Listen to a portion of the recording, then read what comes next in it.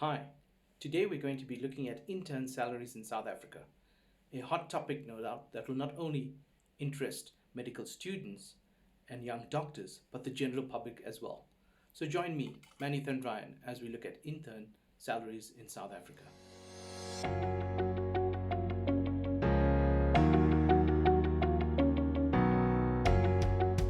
The total remuneration for medical interns in South Africa has three aspects to it.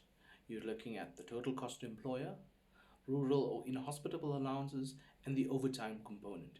We're going to be discussing these three components and how they are all calculated. The total cost to employer package is based on the 2019-2020 salary and tax year. The elements of the total cost to employer package is the basic salary, the employer contribution to the government employer pension fund, and the flexible portion of the pension fund.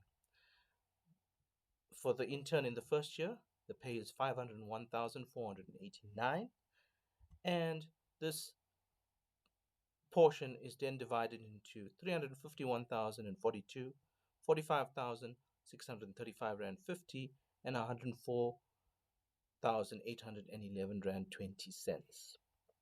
So how is this calculated? First and foremost, let's look at the two figures, the basic salary and the employer contribution. The basic salary is calculated by taking 70% of the total cost to employer package, giving you 351, and the employer contribution is 13.5% of the basic salary. You add these two up and you subtract it from 501,489, and the total is 104,811, the flexible portion of the package. What does this mean? The flexible portion means you can structure your package to give you a 13 check, car allowance, housing allowance, put some of the cash in a non-pensionable cash allowance, and then medical aid. But as a contract employee, you can opt out of the pension fund. Opting out of the pension fund gives you 18.75% increase in your bottom line salary, which of course will be taxable. In other words, instead of contributing to pension and cashing when you leave the service or retire, the money is available now. So instead of putting that money into pension, you can take it now.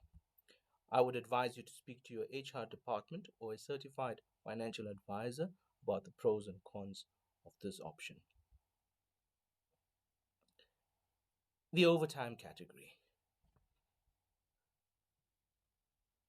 Doctors in general work a system referred to as the commuted overtime system. Here there are four groups of overtime categories, and interns fall under group 3. I'm not going to go into this in detail, but suffice to say that 13 to 20 hours per week is what is expected of an intern to work, and you're paid on an average of 16 hours per week. I will go through the calculations with you. The overtime remuneration is calculated per hour and then multiplied by the applicable rate. The overtime calculation is based on the basic salary and the hours worked. So the total hours worked is 16 hours times 52 weeks, which is 832 hours. The basic salary, which is 351 and 42, is divided by 40 hours multiplied by 7 days divided by 365 days, which gives you 168 rand 31 per hour approximately. The total overtime per annum approximately will be the total overtime multiplied by the basic salary per hour multiplied by the rate, which gives you 186,780 rand and 28 cents. Now, this is all calculated in the PERSAL system, a system used to calculate the salaries. The overtime per month then works out to roughly around 15,559 rands. Rural and inhospitable allowance. The rural allowance was introduced by government to attract essential staff to rural areas. For doctors, The rural allowance is 22% of the basic salary, which is 22% of 351,042 Rand 30, which gives you 77,290 Rand 30 cents. The inhospitable allowance is due to Resolution 1 of 2004. This, the Health Bargaining Chamber negotiates with the employee trade unions, and the hospital that is deemed inhospitable or a danger to work in is given an 18% allowance. So the 18% of 351,042 rands gives you 63 rand, 187 rand 60. So this per month for the rural, 6,435 rand 78, and the inhospitable allowance per month is 5,265. The gross salary. The gross salary is the total salary that includes the total cost to employee. That's your basic salary, includes overtime and allowance. How much does a doctor or intern get without an allowance? 688,197 rands, and this per month is 57,349. The inhospitable allowance, you add a further 63,187 to your 688, and you get 751,384 per monthly. This is 62,615. Rural allowance 77,000. You add this, and you get 765,487 rand 58 cents per month. This equates to 63,790.63. So this is your gross salary. But your gross salary does not equate to what you get at the end of the month. This is lower. So your net salary. The net salary is calculated based on your deduction with pension and taxes. So without an allowance, your gross of 57,000, you get a deduction, that is your contribution to pension, not the employer, and your tax deduction leaves you with 33,185 rands. If you opt out of the pension, you pay a higher tax and you're left with 42,281 rand 61 cents.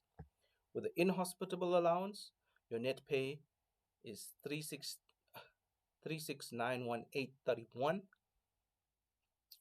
and this is a deduction of 13,000. That's your taxes plus pension. With the rural allowance, you end up with 37,515 rand and 8 cents. If you opt out of pension for both, you end up with almost 9,000 rand more. That is 45,853 and 46,639. So lastly, I'd like to impart a bit of advice or knowledge based on experiences of all doctors. So you've got your salary, you know you're going to get 42,000, 45, 46,000. Now, what do I spend this on? So the necessities which you have to spend, which I think is very important, and I'm not a financial advisor, but first and foremost, medical aid. You should spend between 1,500 to 7,000 depending on the plan you choose. Housing, you'll have to pay for your housing if you're staying on site, either for a room, which could range from 800 to 2,000 rands. Trade union fees, very important. You just don't know what will happen at the workplace. Maybe nice, outgoing, but it could be no fault of yours, and you could be under a disciplinary. So you need to ensure that you have a trade union cover. Indemnity cover, very important as well. Although you're covered by the government, there are times when there could be a mistake which could be not your fault and you need advice. Dreaded disease cover, life insurance, income protection, retirement annuities. I would suggest you speak to a financial advisor before you start work. They will give you the appropriate advice and how much to spend. Your phone bill should be between 100 and 2,700, depending on what type of phone you want. You want a smartphone and the needs. The good to have car with an insurance. I say this is good to have and not a necessity, because if you're staying on site, you wouldn't really need to travel a lot. Legal aid, 150 Rand. Professional association fees, around 200. Uh, Although this is, I say it's a good to have, I feel it's a necessity because we are duty bound as doctors to belong to an association. So these are the expenses you should plan for when you take up your position as a medical intern. Okay. I'd like to thank you today for looking at intern salaries in South Africa. If you liked what you heard and want to subscribe to this channel, please press the subscribe button. We will be looking at lifestyle opportunities, financial planning, and career pathing for all healthcare professions in South Africa. Thank you. See you next time.